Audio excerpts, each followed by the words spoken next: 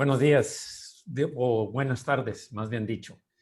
Pues vamos a iniciar nuestra reunión con una oración de gratitud al Señor y de disponer nuestros corazones para estar atentos al mensaje que Él envía hoy para nosotros. Señor, muchas gracias, Dios. Muchas gracias porque estamos frente al trono de tu gracia, Señor, porque anhelamos escucharte. Sabemos que cada palabra que viene en la Escritura es tu palabra y estás hablándonos a nosotros, Señor. Tu palabra no tiene un tiempo, tu palabra es atemporal, tu palabra es justo lo que necesitamos, tu palabra es un alimento para nuestro espíritu, alma y aún a veces hasta para nuestro cuerpo.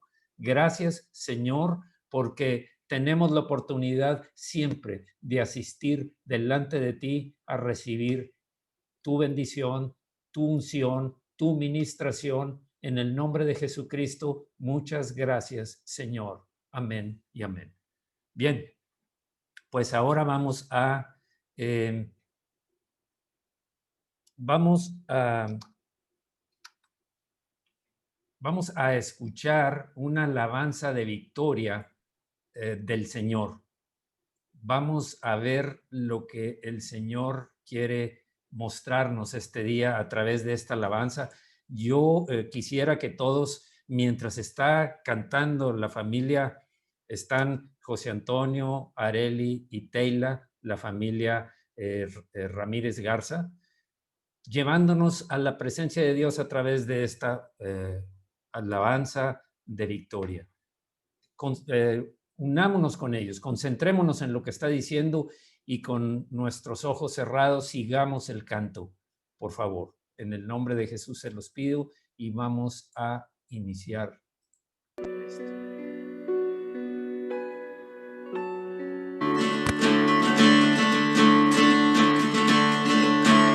Mi vergüenza me sepultó.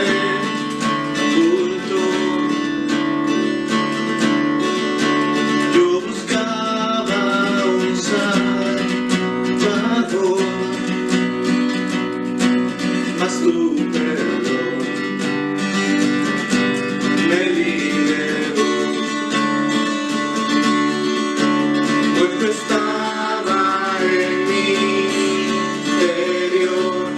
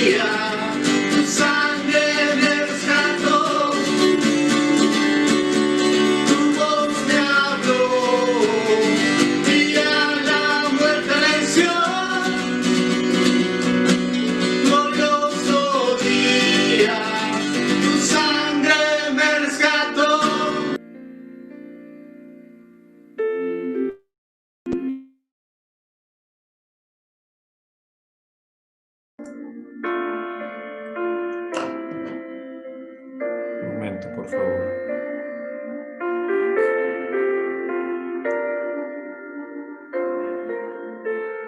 Disculpen, disculpen.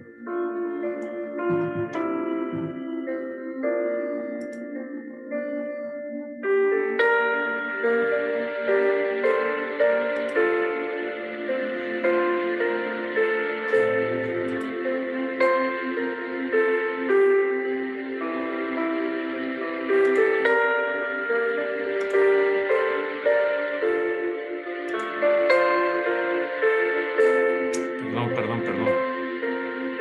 Esa música.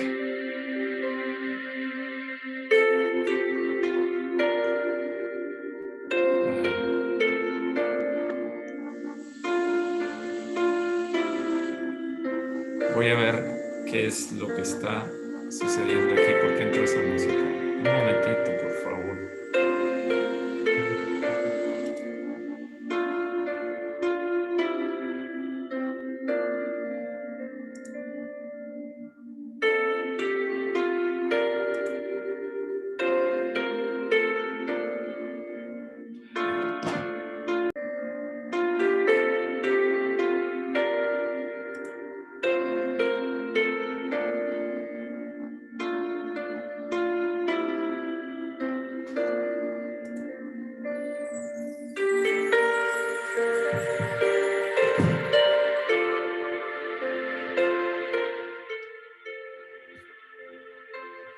Bien. Bien.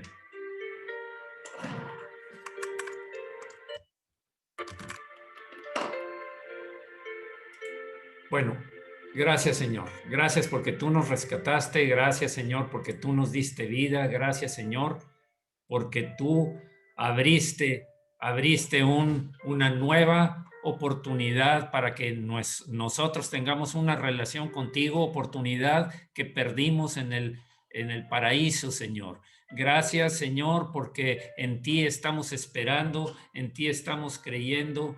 Sabemos que de ti viene la gloria, la honra y la alabanza que podemos darte, Señor. Aún eso viene de tu espíritu para que salga de nuestro espíritu en una adoración real, una adoración en espíritu y en verdad. Gracias, Señor, en el nombre de Jesús. Ahora vamos a escuchar la palabra de Dios que nos trae a través de Carlos Martínez. Adelante, Carlos, por favor.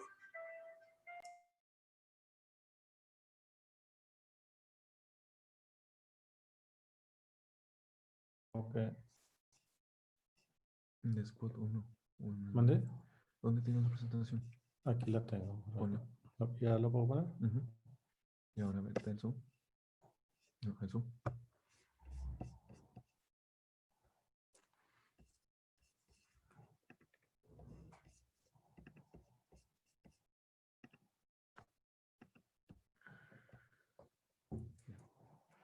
Ahí estamos. Ahora sí. Muy buen día. Muy contento de... Ahora sí estamos listos. Creo que, y espero que se esté viendo bien. Siempre me quedo con un poquitito de duda cuando voy a iniciar y espero me puedan entender y nos tengan un poquito de paciencia. Nos estamos adaptando a todo esto de la tecnología. Pues muy agradecidos, muy contentos con el Señor de poder estar reunidos una vez más en su nombre. Que todos ustedes tengan el mejor de los domingos y es un placer y un privilegio poder compartir la palabra del Señor con ustedes. Mi amor. Pues un saludo a todos, nos da mucho gusto otra vez estar conectados con ustedes. Que Dios les bendiga. Muy bien, pues el tema de este día tiene que ver con la duda. Y vamos a hablar acerca de Juan el Bautista. La mayor parte del mensaje se centra en la vida de este gran profeta de Dios. ¿Qué es la duda? Saben que podemos ver palpablemente que en estos tiempos, cuando las cosas se salen de nuestro control, cuando las cosas dejan de estar bajo nuestro control y bajo lo que nosotros teníamos planeados y previstos y estamos ante una situación, un escenario que no veíamos venir, que no esperábamos, que no estamos preparados. Honestamente, yo cuando escuchaba de estas enfermedades de tierras lejanas, me imaginé va a ser algo similar a la influenza de hace algunos años, que después de unas cuantas semanas todo vuelve a la normalidad y ese tiempo se ha extendido y para mucha gente esto pues ha generado una crisis, ¿verdad? Porque pues pueden tener dificultades económicas, familiares enfermos, situaciones que están fuera de nuestro control, absolutamente fuera de nuestro control y de nuestro alcance y nuestro dominio. Y ese es el punto. Cuando tenemos fe, ¿por qué? Porque evidentemente la antítesis de la duda es la fe. ¿Y qué es la fe? La certeza de lo que se espera, la convicción de lo que no se ve. Entonces, cuando mi fe no es lo que yo espero, cuando lo que veo no es lo que esperaba ver, empiezo a tener dificultades con mi fe. Fe es creer lo que no vemos. Fe es creer lo que no vemos. Y su recompensa es ver lo que creemos.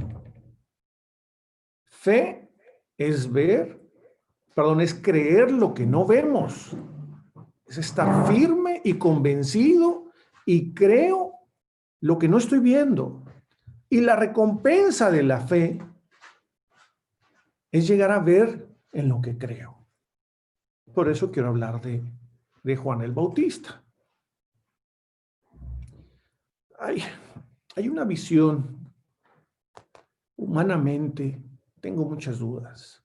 Humanamente hablando, cuando veo mis alcances, mis límites, cuando veo que los años pasan y la condición de nuestro cuerpo empieza a tener cambios y empezamos a tener ciertas inquietudes, ciertas dudas, pero somos personas espirituales. Hay una forma de ver la vida que tiene que ver sin Dios, sin fe. Y hay quien piensa que somos seres humanos que podemos llegar a tener experiencias espirituales. Pero con los ojos de la fe podemos declarar que somos seres espirituales que tenemos experiencias humanas. Porque creemos en un Dios todopoderoso, porque creemos en un Dios que no cambia, que no tiene mudanza, que no tiene sombra de variación, porque podemos estar firmes en lo que creemos, porque nuestra fe depende enteramente de nuestro Señor. Y es así como entramos al tema. Acompáñenme, por favor, en el Evangelio de Mateo, capítulo 3, y vamos a leer del 1 al 2. Y dice su palabra: en aquellos días vino Juan el Bautista predicando en el desierto de Judea y diciendo: arrepentíos porque el reino de los cielos se ha acercado. Vean nada más qué predicación de Juan el Bautista. Viene este hombre y predica algo muy elemental y sencillo, o aparentemente elemental y sencillo. Paso número 1 para acercarse a Dios: arrepiéntanse. El contexto histórico y cultural es que en aquel momento los fariseos y los saduceos controlaban lo que la gente creía. Claro que creían en la palabra de Dios. Los saduceos solo creían en el Pentateuco, los fariseos creían en el resto del Antiguo Testamento. Les recuerdo que cuando apareció Juan el Bautista, el gran profeta, ahorita lo vamos a ver, hubo 400 años de silencio hasta que aparece este mensaje. Y es un mensaje breve que es actual: arrepiéntanse porque el reino de los cielos se ha acercado. ¿Qué quiere decir esto? Punto número 1. Ellos creían que la salvación era a través del cumplimiento de los mandamientos. Y eran muy estrictos en vigilar esas normas y mandamientos. Y como sabemos, si nosotros somos culpables de transgredir un solo mandamiento, ya somos culpables de violar toda la ley. O sea, no pudiste cumplir, lo cual resulta literalmente imposible. El ser humano peca, es parte de nuestra naturaleza caída. Y entonces el cumplir los mandamientos es algo imposible de hacer. Cuando aparece esta predicación, él les dice, no es a través del cumplimiento de todos los mandamientos. La salvación es a través de gracia y lo que tienes que hacer es creer y el primer paso es arrepentimiento. Quiero mencionar qué quiere decir arrepentimiento. Básicamente son 3 pasos, es un giro de 180 grados. El primer paso es renuncia a lo que estabas haciendo. Cuando me arrepiento, tengo que renunciar a lo que estaba haciendo de forma equivocada. Punto número 2, ahora me someto a Dios, me rindo a Él, me vuelvo sumisivo a la voluntad de Dios y le digo, ahora controla tú mi vida.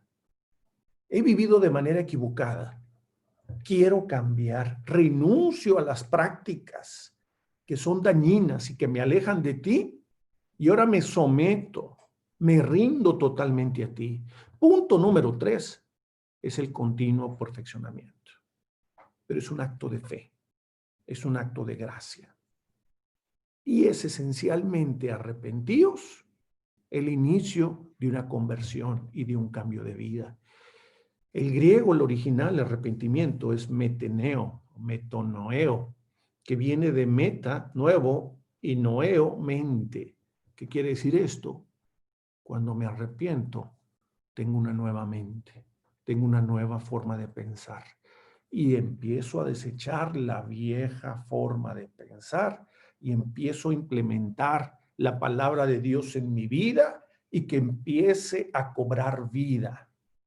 Que la palabra, que no sea una letra muerta, sino que sea un espíritu que vivifica, que se empiece a escribir en las tablas de mi corazón y de mi mente. Y eso va a moldear mi forma de ver la vida, va a moldear mi forma de ver las cosas, va a moldear mi estado de ánimo, mi conducta. Todo lo que hago va en base a ello. Arrepentidos, número 1. El reino de los cielos se ha acercado. Reino en el Nuevo Testamento aparece 137 veces, 137 referencias al reino. ¿Qué estaba anunciando el profeta Juan? El Mesías profetizado está aquí. El Rey está con nosotros. Cristo, el Rey y Señor, el cumplimiento de los tiempos, está aquí. El reino de los cielos está con nosotros. Es un mensaje poderosísimo que cobra vida hasta el día de hoy. Continuamos en Mateo 3:11. Yo a la verdad os bautizo en agua para arrepentimiento, una vez más para arrepentimiento. Pero el que viene tras mí, cuyo calzado no soy digno de llevar, y en otro pasaje dice que no soy digno de desatar, es más poderoso que yo. Él os bautizará en Espíritu Santo y fuego. Recordemos 400 años de silencio. Y Juan el Bautista estaba bautizando. Y llegaban los fariseos y los saduceos y no se querían bautizar. Porque él predicaba el evangelio del arrepentimiento, que no era la creencia de ellos. ¿Y qué es el bautismo? O sea, ¿por qué cobra tanta importancia el bautismo? El acto de arrepentimiento es algo interno, no es algo que yo puedo observar. Claro que hay frutos de arrepentimiento, claro que hay obras, claro que hay una manifestación externa con el tiempo. Sin embargo, cuando yo me arrepiento, pues solo yo sé que me arrepentí. Pero una manifestación pública de mi arrepentimiento es el bautismo. Y él lo declaraba claramente. Yo los estoy bautizando en agua, pero viene alguien más poderoso, nuestro Señor Jesucristo, quien nos va a bautizar en Espíritu Santo y fuego. La manifestación visible del arrepentimiento, y es por eso tan importante que si hay alguno entre nosotros que ya se arrepintió, que ya se convirtió y no se ha bautizado, no se pierda la oportunidad de bautizarse. Versículo 13 al 14. Entonces Jesús vino de Galilea a Juan al Jordán para ser bautizado por él. Mas Juan se lo oponía diciendo: yo necesito ser bautizado por ti y tú vienes a mí. Analicemos un poquitito este pasaje. Jesús viene de Galilea a Juan al Jordán y se acerca para hacer, ya lo estoy viendo, el Señor Jesús haciendo fila, y a Juan observando y poder pensar, ¿cómo es posible que el Maestro, que el Rey de Reyes y Señor de Señores, venga a bautizarse por mí? Recordemos lo que les acabo de comentar. La pregunta aquí es, ¿nuestro Señor Jesucristo tenía que bautizarse? Es decir, ¿tendría que arrepentirse de algún pecado cuando Él nunca pecó? ¿Por qué se bautizó nuestro Señor Jesucristo? ¿Por qué vino a cumplir al pie de la letra? Bueno, en primer lugar, porque el pecado de la humanidad iba a estar sobre Él. Y en segundo lugar, para darnos ejemplo y que nosotros sigamos fielmente las huellas del Maestro. Y Él se bautizó por ello, no porque en realidad Él no necesitaba. Pero así fue como podemos decir que fue inaugurado su ministerio y podemos ver la obra del Padre y el Espíritu Santo descendiendo como si fuera una paloma del cielo, y Jesucristo inicia su ministerio aquí en la tierra. Y todo inició con la predicación de Juan el Bautista, donde él fue ese hombre que había sido profetizado. Y le recuerdo 400 años de silencio.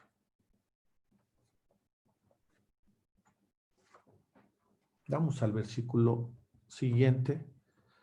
Pero Jesús le respondió: deja ahora, porque así conviene que cumplamos toda justicia. Entonces le dejó. ¿Qué quiere decir? Jesucristo, su respuesta fue muy sencilla. Deja ahora, conviene que cumplamos toda justicia. Como les decía, él no tenía que ser bautizado, no tenía que arrepentirse, literal. Pero era necesario que se cumpliese toda la palabra, que se cumpliese toda la justicia. Y entonces fue que finalmente accedió Juan a bautizarle. Más adelante podemos ver cuando le preguntan a Juan quién era él y quién era nuestro Señor Jesucristo, y le hace una declaración que tenemos que hacer todos los días tenemos que hacer esta declaración y humillarnos bajo la poderosa mano de Dios y decir: es necesario que Él crezca, pero que yo mengüe. Para que el Señor crezca y para que yo pueda ver la manifestación y el fruto, yo tengo que someterme. Tengo que adoptar una posición sumisa, decir: Señor, hágase tu voluntad, así como en los cielos, en mi vida. Ven a establecer tu reino, que no se haga la voluntad de Carlos y de Vero en esta casa, que se haga tu perfecta voluntad. Y es necesario que la parte humana y carnal y lo que sigue existiendo en nuestro ser mengüe. Y uno quisiera y a veces oramos, y Señor, pues cambia mi forma de ser. Es un acto de voluntad. Y aquí les recuerdo cuando Jesucristo estuvo aquí en la tierra, en su ministerio, Él hizo tremendos milagros y prodigios, y el de la mano seca, y los invidentes, y los leprosos, y los cambió en un instante, los sanó en un instante. Pero cuestiones que tienen que ver con el alma, existe un libre albedrío. Y claro que su Espíritu Santo está obrando en nuestro ser, y claro que su Espíritu Santo no desiste, sigue con la obra que se inició, pero depende de nosotros, de someternos, de realmente decirle, Señor, quiero hacer tu perfecta voluntad. Y es necesario que yo mengue, es necesario que yo disminuya, es necesario que renuncie a mi orgullo, es necesario que deje de hacer las prácticas para que tú crezcas y para ver tu obra perfecta en nuestras vidas. Lo único que impide el cumplimiento de la perfecta voluntad de Dios en mi vida es mi voluntad.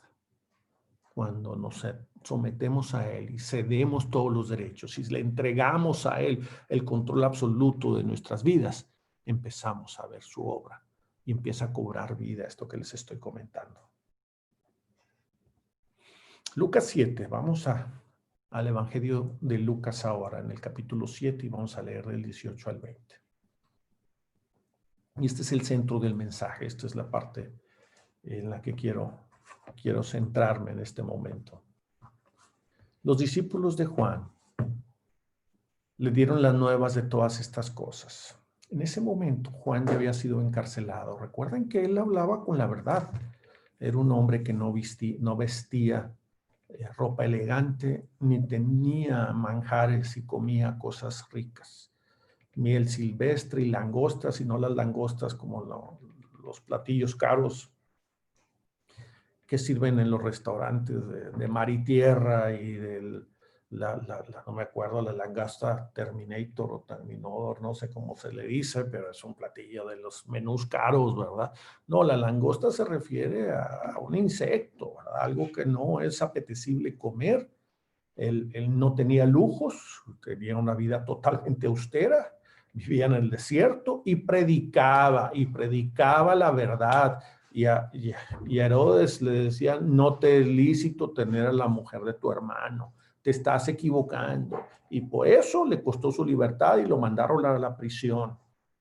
Y él estando ahí en la prisión, pues fue humano. O sea, hay una parte, como les digo, cuando las cosas se salen del control, no recibo lo que estoy esperando, se tarda el cumplimiento de lo que he esperado tantos años, pues empezamos a desesperarnos y empiezan a venir dudas y temores en ocasiones. Entonces, en este momento, aquí en Lucas 7, 18, Juan estaba en la prisión. Los discípulos de Juan le dieron las nuevas de todas estas cosas. Y Juan llamó a 2 de sus discípulos y los envió a Jesús para preguntarle. Vean la pregunta. El que había profetizado, vean la pregunta. Les envió a Jesús para preguntarle, ¿eres tú el que había de venir o esperamos a otro? Cuando lee uno esto, parece que no está en contexto. Un hombre que había sido apartado, que había sido preparado, que había sido profetizado y había hecho cabalmente lo que Dios le había indicado. De pronto lo toman, está prisionero y no sabemos qué información está recibiendo Juan en ese momento. No sabemos qué era lo que a él estaban diciendo. Quizá estaba escuchando cosas diferentes y quería comprobar. Y ante la duda, y esto es lo que quiero resaltar, ante la duda, ¿qué hace Juan? Le habla a 2 de sus discípulos y les dice, vayan con Jesús y pregúntenle.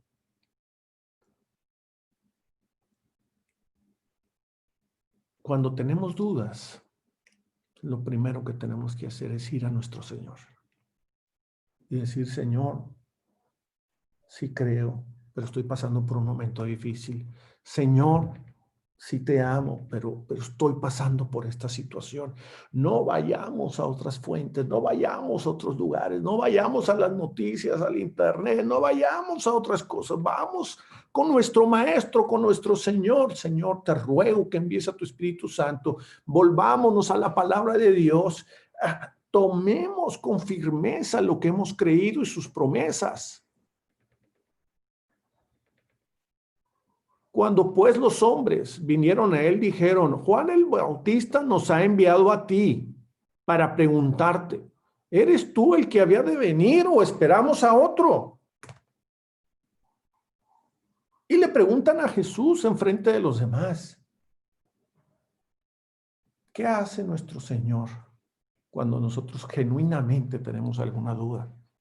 Cuando genuinamente estamos pasando por momentos difíciles. ¿Qué hace nuestro Señor? Veamos la respuesta del Señor.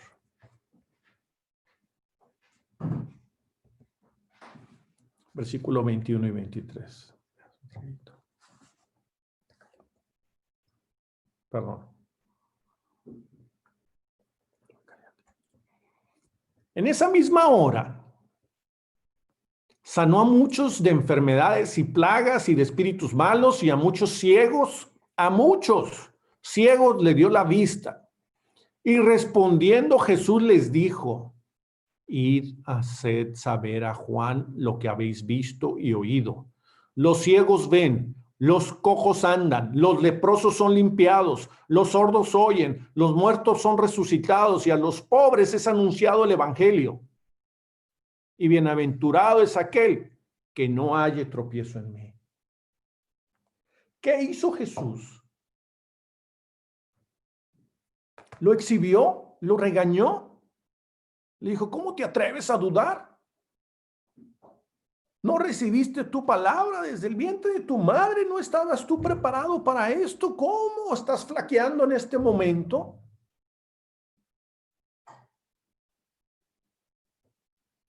Nuestro Señor, así como la parábola del hijo pródigo, cuando nos ve a lo lejos, que volteamos a Él y le buscamos y estamos realmente humillados y arrepentidos, Él sale a recibirnos con los brazos abiertos y afirma nuestra fe. ¿Qué mejor manera de decirle a Juan el Bautista y de decirle a sus discípulos, vayan y cuenten las maravillas y los milagros que se están haciendo, que valió la pena todo lo que ha pasado y lo que está pasando en este momento? Vayan y díganle lo que están viendo. Vean esta manifestación, vean esta realidad. Cómo los ciegos están viendo, los cojos están hablando, los leprosos, los plagas, los endemoniados, la gente está siendo libre y bienaventurados aquellos que no hayan tropiezo en mí. Afirmó su fe. Yo estoy seguro que cuando Juan escuchó este mensaje, haber sentido un regocijo, una alegría, el ver la recompensa y el fruto de sus esfuerzos y de años de sacrificios. Seguramente su vida fue diferente. Vean bien, la incredulidad o la duda pone una barrera entre las circunstancias y Dios. Cuando viene la duda, las circunstancias están por enfrente de Dios. Estoy hablando de una manera figurada, pero cuando me lleno de dudas, empiezo a ver las circunstancias y empezamos a establecer una barrera, y este es el plan del enemigo. Les recuerdo que es la prueba de la fe, que esta es la prueba, estamos viviéndola, cada uno de nosotros está viviendo su propia prueba, cada uno de nosotros con sus experiencias personales está viviendo una experiencia única en su relación con Dios y en el conocimiento de nuestro Señor. Y cuando la duda viene con nosotros, los ponemos una barrera entre los problemas y Dios. Pero cuando empezamos a ver bajo los ojos de la fe pone a Dios entre nuestras circunstancias y problemas. Es decir, primero está Dios. Y esa barrera se pierde porque ahora voy a poner, la fe así nos pone a Dios entre los problemas y nosotros. ¿Me explico? La duda pone a los problemas entre Dios y nosotros. La fe pone a Dios entre los problemas y nosotros. Es una enorme diferencia. Y así son los ojos de la fe. cuando empezamos a creer a Dios y saber que Él tiene control absoluto de todas las cosas. Vean lo que dice nuestro Señor de Juan, versículo 26 y 27. ¿Mas qué saliste a ver cuando está hablando de Él? ¿A un profeta? ¿Saben qué? ¿Por qué hace mención a qué saliste a ver a un profeta? Porque ellos era muy familiar para ellos. Todos los señales y prodigios que hicieron los profetas del Antiguo Testamento, Elías y Eliseo resucitando muertos, el profeta de fuego, Moisés, o sea, eran cosas tremendas las que veían a través de un profeta. Entonces les dice, ¿qué es? Bueno, quiero hacer un paréntesis. Juan no hizo ninguna señal. Dios no le permitió tener ningún milagro ni señal. Así lo dice su palabra. Pero aún así dice, ¿qué saliste a ver? ¿A un profeta? Sí os digo, y más que profeta. Este es de quien está escrito, he aquí, envío mi mensajero delante de tu faz, el cual preparará tu camino delante de ti. Más que un profeta. Versículo 28. Os digo que entre los nacidos de mujeres no hay mayor profeta que Juan el Bautista. Os digo que entre los nacidos o sea, exceptuando a Adán, de Adán para acá, vean la clasificación. Entre los nacidos de Adán para acá, no hay mayor profeta que Juan el Bautista. Pero el más pequeño en el reino de Dios es mayor que él. Era muy, muy humilde. ¿De qué se trata esto? Juan el Bautista, a diferencia de los demás profetas del Antiguo Testamento, vio el cumplimiento de la profecía. Él vio al Salvador del mundo. Él vio físicamente, él vio el cumplimiento de todo el Antiguo Testamento, todas las profecías que existieron. El único profeta, y por eso es el mayor entre los nacidos de mujeres, que vio el cumplimiento. Y vean qué honra tuvo él, aunque al final de sus días fue un mártir. Murió como un mártir. Así lo dispuso el Señor, así lo permitió el Señor. Pero Dios lo pone en un lugar muy diferente. Nuestro Señor Jesús no dijo, bueno, se equivocó porque dudó ya en sus últimos momentos. Es humano, es parte de nuestra naturaleza. Pero cuando dudemos, cuando tenemos inseguridades, cuando tengamos cualquier situación, vayamos al Señor. Hay un proverbio que habla de que te encomiendes a Dios. Y yo trato de hacerlo todos los días y dice su palabra, encomiéndate al Señor en tu camino y Él afirmará tus pensamientos. Entonces me encomiendo a Dios y le digo, por favor, afirma mis pensamientos, que no venga la duda, el nerviosismo, la incredulidad.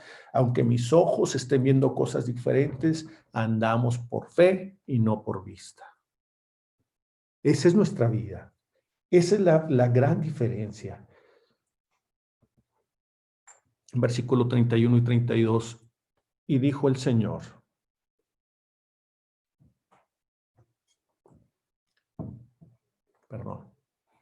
¿a qué pues compararé los hombres de esta generación? ¿Y a qué son semejantes? Semejantes son a los muchachos sentados en la plaza, que dan voces unos a otros y dicen, os tocamos flauta y no bailasteis, os endechamos y no llorasteis.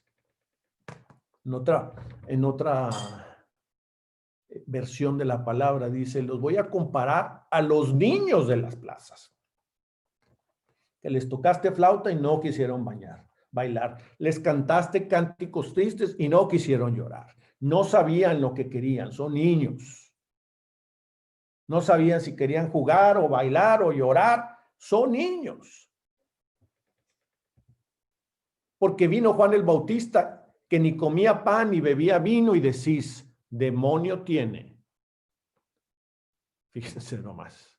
una persona que se abstenía, que se purificaba, que renunció a los placeres terrenales, lo criticaban y decían, tiene un demonio. Viene el Hijo del Hombre que come y bebe y decís, este es un hombre comilón y bebedor de vino, amigo de publicanos y de pecadores. Veamos este versículo. Mas la sabiduría es justificada por todos sus hijos. A mí me llamó muchísimo la atención porque termina nuestro Señor Jesucristo hablando con los fariseos. Les dice, los voy a comparar a estos niños que están en la plaza, que no saben lo que quieren. Les mandamos a Juan el Bautista que se abstuvo de todo placer terrenal y le dijiste que tenía un demonio. Viene el Hijo del Hombre que trata de relacionarse con los pecadores, con los publicanos para salvarlos. Y dices, este es un comedor y un bebedor de vino. Mas la sabiduría es justificada por todos sus hijos. Hay otra versión que dice, la sabiduría de Dios se demuestra por todos sus resultados. La sabiduría de Dios es justificada por todos sus hijos. Es decir, cuando vemos las vidas cambiadas, la sabiduría de Dios es justificada por todos sus hijos. Cuando vemos el fruto de vidas cambiadas por el arrepentimiento, por una relación profunda con Dios, ese fruto, esos resultados se demuestran, son palpables. Son palpables, así como Jesucristo les enseñó palpablemente. Quiero que vean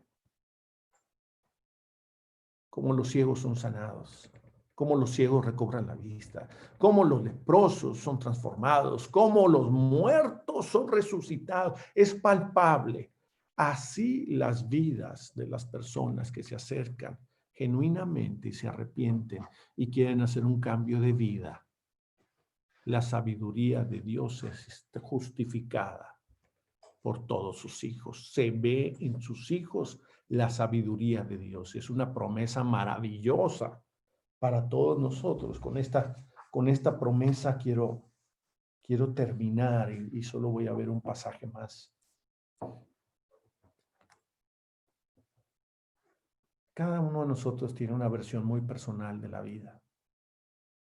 Y por eso es que cuando tenemos conversaciones con personas que piensan diferente a nosotros, uno de pronto piensa, ¿cómo es posible que él crea eso? ¿Cómo es posible que él haya votado por fulanito o sultanito? No me voy a meter en política, no quiero meterme en problemas. Dice, ¿cómo? Si yo realmente pensaba que él es una persona muy sabia, muy inteligente, tiene doctorados y maestrías, y yo pensaba otra cosa, pero simplemente ve la vida diferente. Por eso es tan importante el filtro de nuestra existencia y de nuestro criterio y de todo, esa es la palabra de Dios. La gran conversación en nuestras vidas,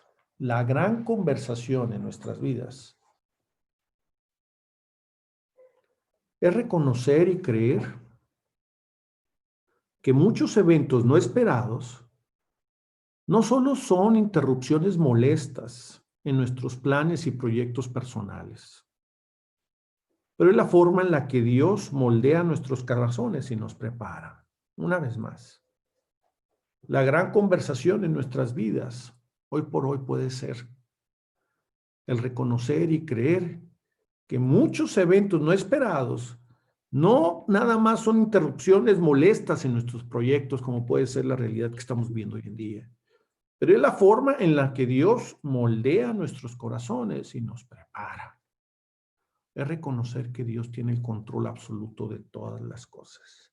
Es reconocer que Dios es bueno y para siempre su misericordia.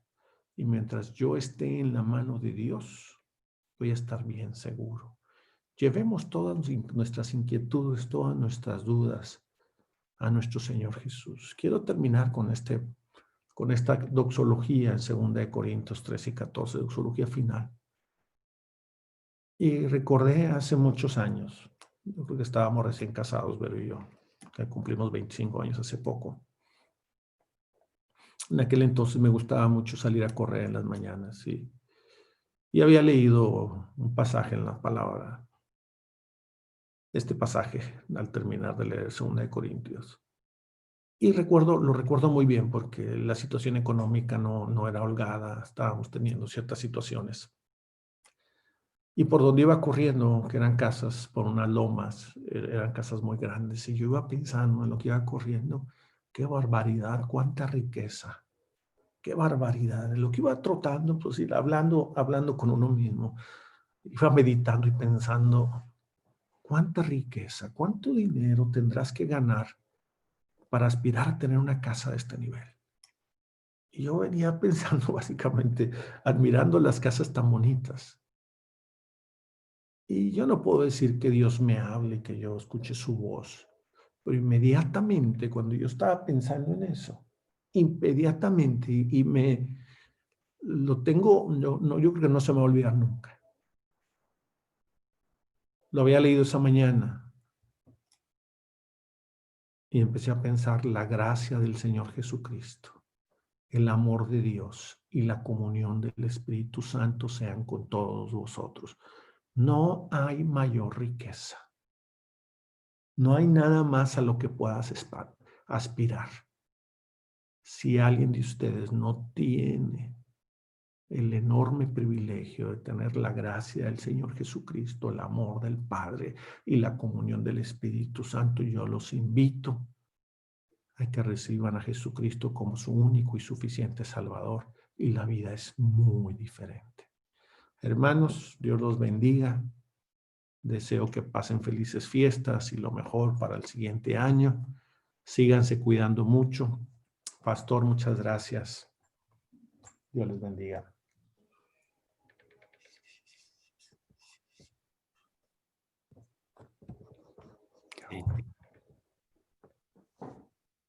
Me gusta mucho cómo predica. ¿Quieres, por favor, nada más cerrar el PowerPoint? Gracias. Pues vamos a orar. Señor, gracias, Señor. Si hay algo que tú les decías continuamente a tus discípulos es hombres de poca fe, ¿por qué dudar? Señor, es necesario que en este tiempo, en las circunstancias que estamos viviendo, entendamos que más que una oportunidad para desesperación, para irritación, para frustración y depresión, es una oportunidad para fortalecernos en la fe. Este mensaje tiene que ver con eso, Señor. Juan estaba en la cárcel. Juan estaba recluido por decir la verdad y por predicar el evangelio. Fue perseguido y metido a la cárcel. Señor, gracias, porque en medio de las circunstancias tenemos siempre la presencia de tu Espíritu que nos habla. Gracias, Señor, porque no queremos ser como Tomás, que le reclamó el Señor. Tomás, fue necesario que metiera los dedos en las llagas y que metiera en el costado del Señor para poder creer. Bienaventurados los que sin ver creyeron. De nuevo lo vuelve a decir. Señor, entendemos que el justo por la fe vivirá, y si retrocediere, no agradará a mi alma, dijo el Señor. Y nosotros estamos conscientes, Señor, que esta es la oportunidad para desarrollar nuestra fe en medio de todo lo que estemos viviendo cada uno en particular. Gracias, Señor, por tu mensaje que nos alienta a seguir creyendo, aunque la higuera no florezca ni en las vides haya fruto, aunque falte el producto del olivo y no haya vacas en los corrales ni ovejas en los rediles. Con todo, nunca dejaremos de alabarte, de honrar tu nombre y de creer, Señor. Ayuda a nuestra incredulidad, dijo un hombre. Pero, Señor, sabemos que es nuestra responsabilidad, que toca a nosotros. Por eso tú le reclamabas a tus discípulos, Señor. Eso es de parte nuestra. Ese es un paso continuo que tenemos que estar dando. Creer en medio de la adversidad es eso, es honrar con nuestra vida a Dios. Gracias, Señor, en el nombre de Jesucristo, por tu palabra. Gracias por tu mensaje. En el nombre de Jesús. Oro ahora también, Señor, por todos aquellos que están enfermos, por todos aquellos que fueron contagiados y los que tienen otro tipo de enfermedades, porque yo sé que tú nos aseguraste diciendo, pedid y se os dará, buscad y hallaréis, llamad y se os abrirá, porque el que pide recibe, el que busca halla y el que llama es abierto, se abre.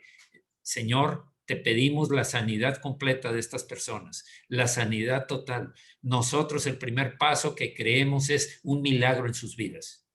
Pedimos un milagro para estas personas, Señor. Un milagro del toque de tu mano, tal como lo decía Carlos, al hombre de la mano seca, a los paralíticos, ciegos, a los cojos, a los mudos, con una palabra tuya, Señor, y quedaban sanados inmediatamente, o con un toque de tu mano sanaban. En el nombre de Jesús también te pido, Señor, por aquellos que están pasando necesidades de cualquier tipo, necesidades económicas, financieras, lo que sea, porque tú eres nuestro proveedor, tú eres el dueño del oro y de la plata.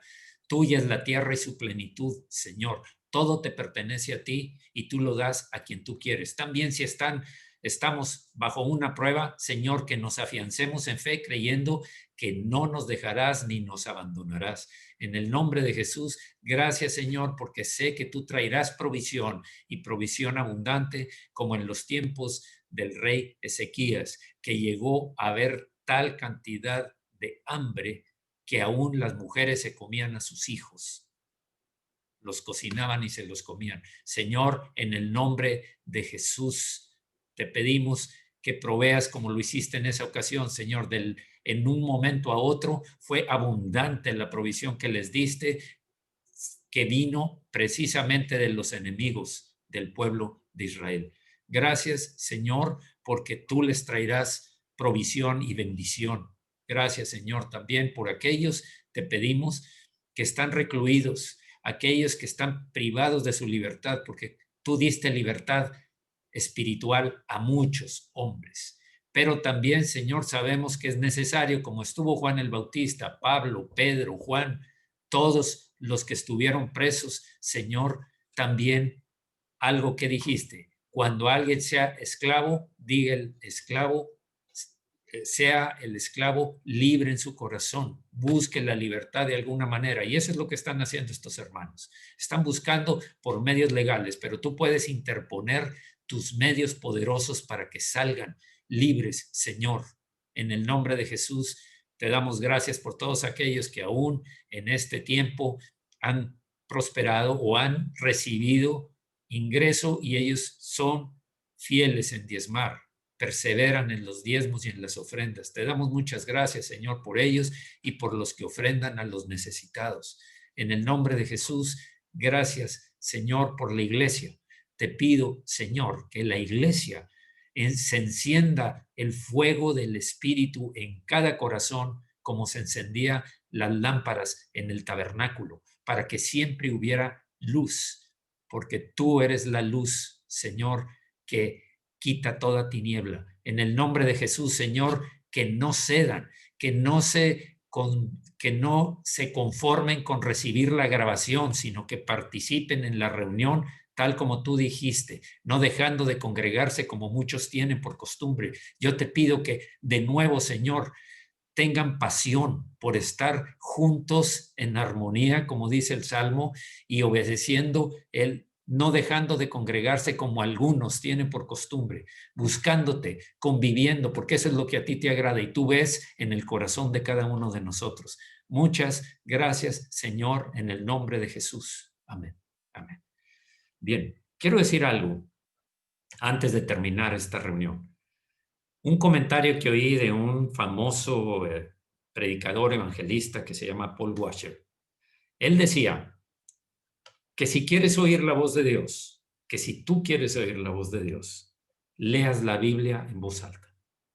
Lee la Biblia en voz alta y estás oyendo la voz de Dios porque es la palabra de Dios dicha a ti. No estoy diciendo que la voz de Dios sea el tono de tu voz, pero está hablando con los medios que él tiene, como lo hacía a través de los profetas. No era la voz de Dios, pero era la palabra de Dios lo que estaba fluyendo. Así nosotros, cuando hablamos, hace poco oí un testimonio de una hermana que dio el testimonio, no sé si el martes o el domingo, en el espacio para testimonios. Ella decía que tuvo un ataque muy fuerte, un temor fuerte, y que ella agarró su Biblia en el Salmo 23 y no solo lo leyó, sino que lo recitó en voz alta, tal como está. Recitar es tal cual, leer tal como está escrito. Y ella dijo, el Señor es mi pastor, nada me faltará. En lugares de delicados pastos me hará descansar y junto a aguas de reposo me pastoreará. Confortará mi alma, me guiará por sendas de justicia por amor de su nombre. Tu vara, y ya cambia, hablar directamente en un diálogo exclusivo con el Señor. Al principio era como un testimonio, ahora en un diálogo con el Señor, diciendo, tu vara, directo al buen pastor, al Señor Jesucristo, tu vara y tu callado me infundirán aliento. Preparas mesa, aderezas mesa delante de mí en presencia de los que me angustian, de lo que te esté angustiando ahorita. Ella siguió hasta el final. Ciertamente el bien y la misericordia me seguirán todos los días de mi vida, y en la casa del Señor moraré por largos días. Dice que cuando leyó eso, una paz empezó a invadir su corazón. Se fue el temor, se fue la angustia y llegó la paz. ¿Por qué? Porque estaba oyendo la palabra, y la fe viene por el oír la palabra de Dios. Los judíos tienen por costumbre eso. Cuando están frente al muro, empiezan a recitar la palabra y tienen hasta un movimiento de este tipo mientras están recitando la palabra. Hágalo. Salmo 23, Salmo 91 y Salmo 121, esos son 3 salmos. Todos los salmos son poderosos, toda la palabra de Dios. Lo que yo recomiendo la mayor cantidad de veces es 23, 91 y 121. Léalo en voz alta, no solamente lo lea. Métase en su cuarto, métase en algún lugar, cierre la puerta y estando a solas con el Señor, hable la palabra de Dios, porque se va a oír la palabra de Dios directo a su corazón y le va a ministrar eso. Por supuesto, leerla, yo la leo todos los días, por supuesto, y no en voz alta, la leo para mí. Pero cuando el ataque es fuerte, cuando la duda, el temor, la angustia, el dolor, la escasez, el aislamiento, la frustración, la depresión, el desánimo vienen, el poder de la palabra penetra en tus oídos directo a tu corazón y tu espíritu se fortalece y el alma empiezan las emociones a estar en paz. Empieza la mente a cambiar su pensamiento porque lo estás leyendo en voz alta. Ya está llegando no solamente por tus ojos, sino por tus oídos y por lo que estás recitando. Yo les recomiendo que para fortalecer su fe también, crean, vean al Señor Jesucristo y lean en voz alta su palabra. Y la situación va a empezar a cambiar. Que Dios los bendiga. Nos vemos el próximo martes, igual a las 8 de la noche, igual que todos los martes. A las 8 de la noche nos reunimos. Y por lo pronto, ahorita vamos a terminar esta parte y vamos a entrar con testimonios y saludos. Que Dios los bendiga. Gracias, hermanos.